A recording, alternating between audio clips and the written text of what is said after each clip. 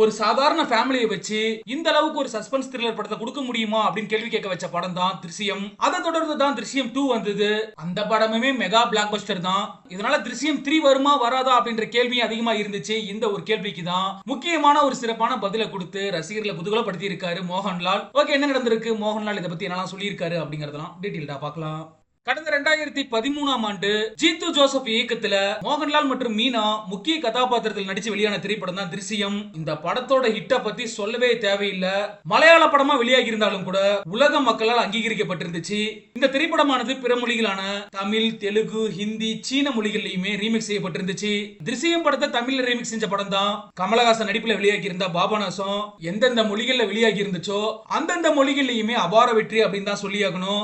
இதன் தொடர்ச்சியா தான் 2021ஆம் ஆண்டுமே திருஷ்யம் பார்ட் 2 ஓடிடில டைரக்டா ரிலீஸ் பண்ணியிருந்தாங்க. அதற்கு என்ன காரணம் அப்படின்னா கோவிட் ஊரடங்கு காரணமா அப்ப தியேட்டர் எதுவுமே ஓடல. அதன் காரணத்தினால தான் டைரக்டா ஓடிடில ரிலீஸ் செஞ்சிருந்தாங்க.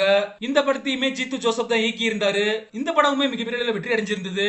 ஆனா அதிக அளவுல பிற மொழிகள ரீமேக் ஆகவே இல்ல. குறிப்பா தமிழ் ரசிகர்கள் இந்த படத்தை அவளோட எதிர்நோக்கி காத்திருந்தாங்க. கமலஹாசன் திரும்பவும் சுயம்பிலிங்கமா என்ட்ரியை கொடுப்பாரா அப்படின்ற எதிர்பார்ப்பு இருந்துச்சு. ஆனா இது வரைக்குமே எந்த அப்டேட்டும் இல்ல.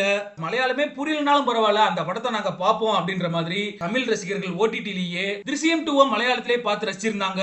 இப்போ மோகன்லால் இயக்கி நடிச்சிருக்க திரைப்படம் தான் பரோஸ். இந்த திரைப்படமானது இன்னைக்கு வெளியாகி இருக்கு. இந்த படம் சம்பந்தமான நேர்காணல்ல தான் திருஷ்யம் 3 பத்தியுமே பேசியிருக்காரு மோகன்லால். என்ன சொல்லியிருக்காரு அப்படின்னா, திருஷ்யம் 3 தான் பேச்சுவார்த்தை நடந்துகிட்டு இருக்கு.